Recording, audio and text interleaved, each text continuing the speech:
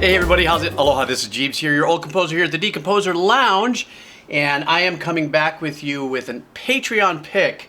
This one is called very first time I've ever heard of the band, and obviously the song, August Burns Red, and I have been starting to do just a little bit of research before I hit the go button. So apparently they started in 2003, and I was reading here, it looks like they've had some interchangeable parts, but they're still together. It looks like they're touring. I'm looking here starting in June. So they're still together since 2003. And it says metalcore, melodic metalcore, which I've learned what that is, and then Christian metal. So is it Christian metal, melodic metalcore? This is going to be interesting, kind of a blend. Excuse me.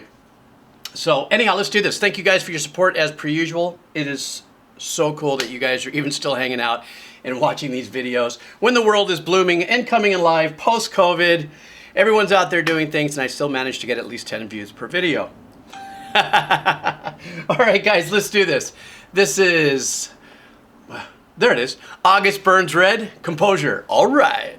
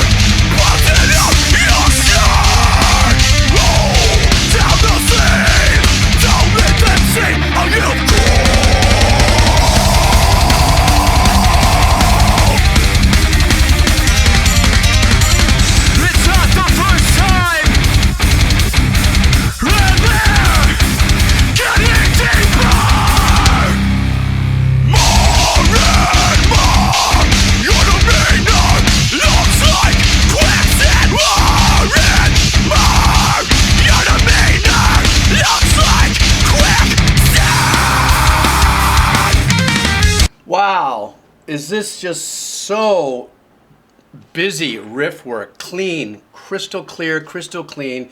I also am watching, reading the lyrics as this goes, only because I just learned recently that you can pull up single songs with lyrics on Spotify, so I'm going, oh, okay. And thank God that I do, because obviously I can't understand what they're saying, and that's okay. You guys know me anyhow. I generally never listen to the lyrics, or try not to, because I focus, you know, on the musicality of a song. And so then in this case, because the lead singer is doing what I would call metal slam poetry, it's the best way I explain it to my friends. I go, what? Why are they screaming? No, you got to understand it's this way. First is obviously the musicianship and the harmonies that they're doing these riffs in, these really complicated riffs, and it's a lot to digest. I can't necessarily react and break it down because there's so much going on. I do love the fact that on the second, I guess maybe it was a pre-chorus or something, how they just completely changed the rhythm pattern and the tempo. It seemed like there was this really super cool shift, and they swung it around. One of the things that I was just slightly thrown by is, now that I'm actually reading the lyrics and what he's saying and putting it together, is the relationship between the end of phrases here and the phrasing on how they're doing what they're doing. Bass players absolutely crushing it. They're all crushing it. There's no two ways about it. I just wish the bass was just slightly hotter. That's all. I'm having to struggle to listen to the bass. And the guy who's singing, obviously, he's got such incredible passion behind what is going on.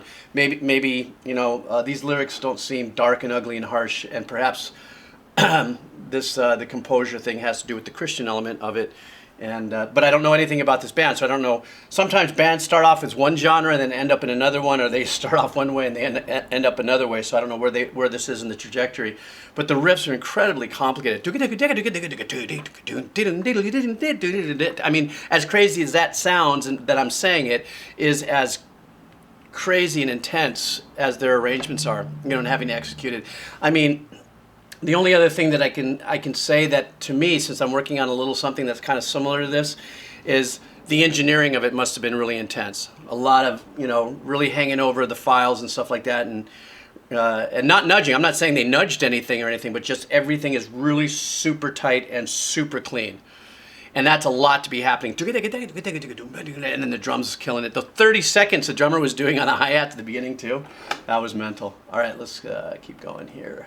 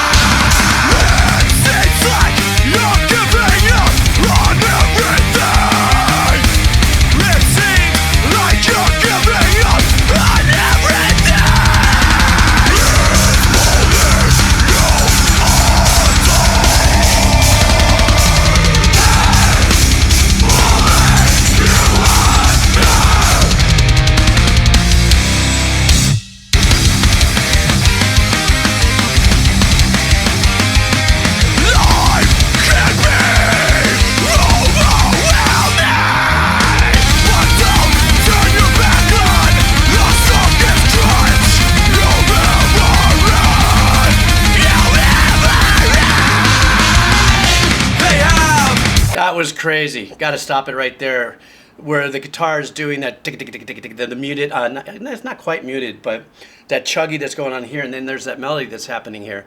There does seem to be like some overdubs that are happening, because I'm hearing, unless let's see, there's 5 members. Maybe there are 3 guitar players, bass, and drums. I don't know, but I'm hearing some things that are. They seem like they're layered. I'm hearing like multiple parts. Not only am I hearing riffing that's being done in harmony, but then also, you know, some chords that are being held out a little longer behind it. So for those of you who are big fans of August Burns Red, you know, tell me in the live show if what I'm hearing is an overdub, or they execute that really well. And I mean, there's a lot of what do you call it when you hear what you hear, you know, on a cut on a record, and it translates on live. That's the word I'm looking for on there. Once again, you saw me doing this thing. The drummer was just killing it. You know, one of the other things I've learned about this particular style, metalcore, or the extreme, you know, riffy, periphery, stuff like that, or this style of music. Boy, that little splash cymbal sure gets the shit kicked out of it all the time. Even I'm using it in a little something I'm doing right now, and it seems to be that's like the staple aspect of drumming. In this particular genre. For me, when I was young and I was a drummer, that would be to open up the hi-hat a little bit and be, you know, crushing it, and it would kind of, you know, it would ring out a little bit, but it would have that sound. But it looks like, you know, with me on this journey, the excuse me, that little, I don't know if it's not a China cymbal, but it's some kind of splash cymbal. That really seems to be taking the lead on that. But there was some other artistic, really super artistic cymbal work going on there. And once again, I'm looking at these lyrics, and compared to the music, they seem kind of tame, but the performance that he's putting into it just lights it all on fire. You know, because if I was to read, it seems like you're giving up on everything. The phrase in of itself, you know, poetically, what they're saying here, I'm getting the picture of what's going on here. But his powerful performance of it is something like really driving it home, like as if like, you know, an old prisoner is screaming to a younger prisoner that doesn't want to, you know, don't come back to jail, you know, straighten your life out, that kind of a thing. And that's the kind of energy that I'm getting from this. So, all right, let me go back a little more, and I'll shut this down. They have always been there.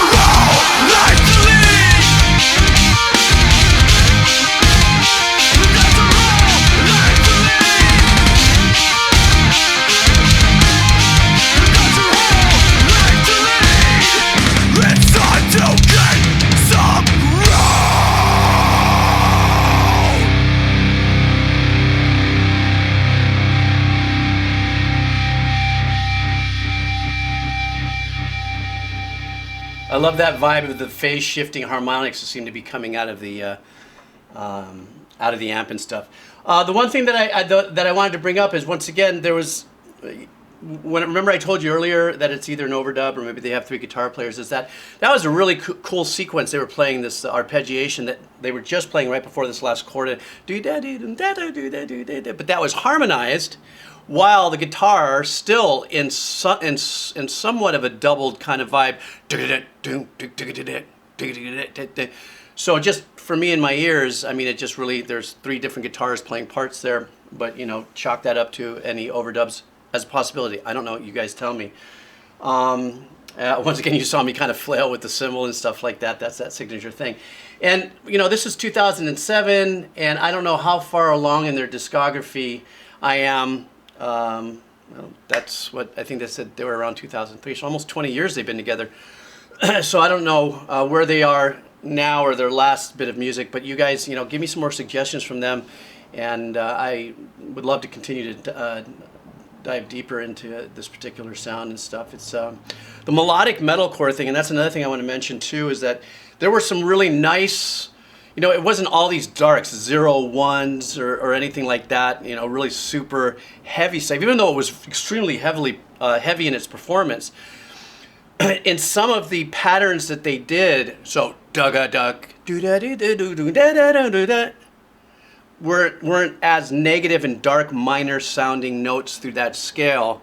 Not all of them. Some of them had a little hope in it. So that's what I kind of liked about this. There was a little bit in the riff, and some of the notes that they played kind of gave you a little injection of like, there's a little hope of something. Maybe that's all part of the creative process of this particular song and the lyrics and everything. Or I'm just overthinking it. Because I can. This is my show. I drink a lot of coffee. That's all I got to do all day long is just overthink shit. All right, guys, thank you so much for hanging out. Thank you so much for your support. Patreon, the cups of coffee, the merchandise. Check out the headsets, the AKG 240s. You know, where the links are all down below. Thanks for hanging out. Aloha. All right.